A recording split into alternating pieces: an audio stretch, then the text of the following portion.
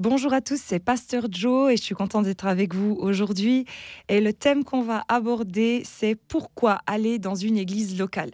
Donc en tant que croyant, on pourrait penser que la foi, elle est personnelle et puis que c'est suffisant si on l'a dans le cœur.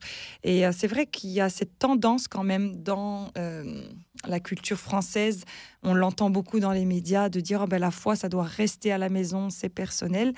Mais la Bible, elle nous dit autre chose. Elle nous explique comment la foi chrétienne, elle est construite et elle doit être vécue.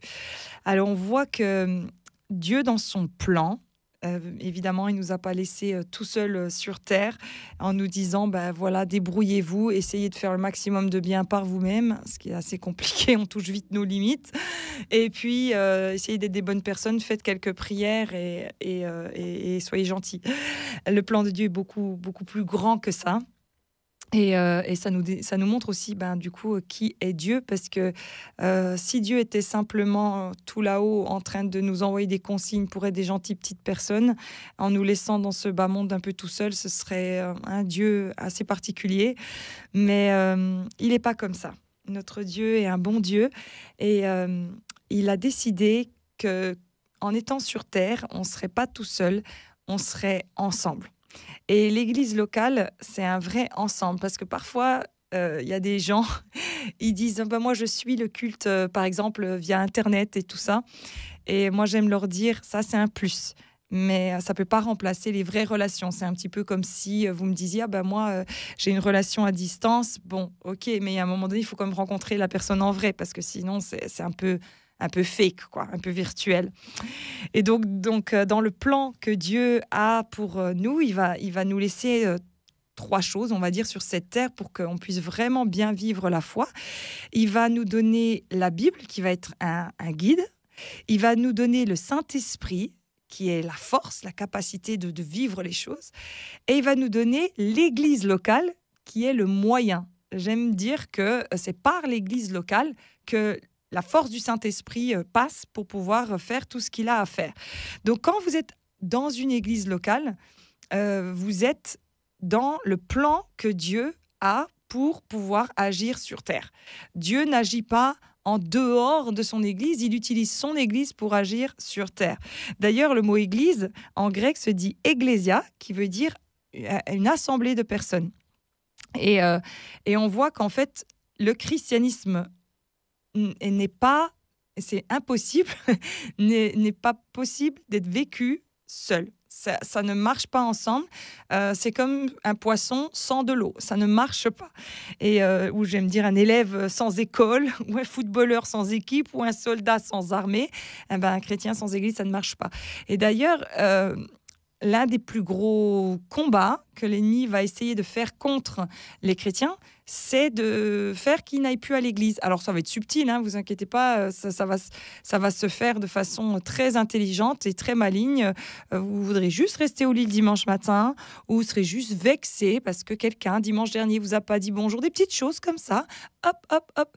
Et petit à petit, il vous coupe du troupeau. Et comme la Bible, elle dit, attention, parce que quand on est coupé du troupeau, c'est là où le loup, il peut nous manger.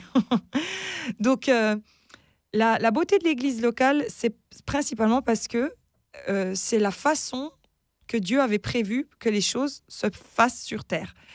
Pour que lui, il puisse faire tout ce qu'il avait prévu, il avait décidé de passer par son église et aussi parce que c'est bon pour vous. C'est bon parce que c'est là où on apprend, on dit souvent c'est là où le fer aiguise le fer, on apprend. C'est trop facile de regarder un culte en ligne, il n'y a personne qui nous reprend personnellement, il n'y a personne qui nous voit vivre, mais là on apprend vraiment, c'est du terrain. Et l'église locale, c'est là où on est enseigné, c'est là où on a la fraternité. Et je veux vraiment vous encourager à en trouver une, de prier et dire, et vous pouvez aller sur Internet, dans votre ville, vous tapez Église évangélique, et puis il y aura des adresses qui viendront, mais priez pour ça, et que Dieu vous donne une église dans laquelle vous pouvez vraiment faire corps, avoir une famille, et rentrer dans le plan, évidemment, le plan que Dieu avait prévu. Et pour terminer, vous savez, il est marqué dans Colossiens 1, 18, il est marqué que nous sommes le corps de Christ. Ça veut dire que tu dois être attaché. Tu peux pas avoir un petit doigt qui se balade, un pied qui se balade, un coude qui se balade. Tout doit être attaché ensemble. Et c'est important d'être attaché au corps. Et si on regarde, par exemple, dans l'histoire de l'Église, des chrétiens isolés, ça n'existait pas. C'était même une question de survie, hein. Si jamais ils étaient emprisonnés ou quoi, Paul il disait priez pour moi, mes frères et tout ça. Il y avait vraiment une unité qui était là. Dans l'histoire de l'Église, et dans la Bible, hein, on ne voit pas de chrétiens ne pas aller à l'Église, en fait. C'était quelque chose, je pense, même pour eux, impensable. Et ils étaient prêts à mourir. Et on le voit dans beaucoup de pays persécutés, qu'il y en a beaucoup qui sont prêts à mourir pour ça, rien que pour leur foi. Et en fait, c'était même dans le livre des apôtres ou dans l'histoire de l'Église, c'était même l'inverse, c'est-à-dire que si vous alliez pas à l'Église, vous étiez vu comme quelqu'un qui était en danger ou défaillant. Donc le fait d'aller à l'Église, c'était signe de christianisme. Donc je prie que vous puissiez soit trouver une Église, soit retourner à l'Église. Ne vous faites pas avoir. Si vous entendez ce message, ne vous faites pas avoir avec l'idée que vous arriverez dans ce combat qu'il y a actuellement tout seul. Vous avez besoin de faire partie de ce qu'on appelle l'armée de Dieu, la famille de Dieu. Soyez bénis, bonne journée à tous.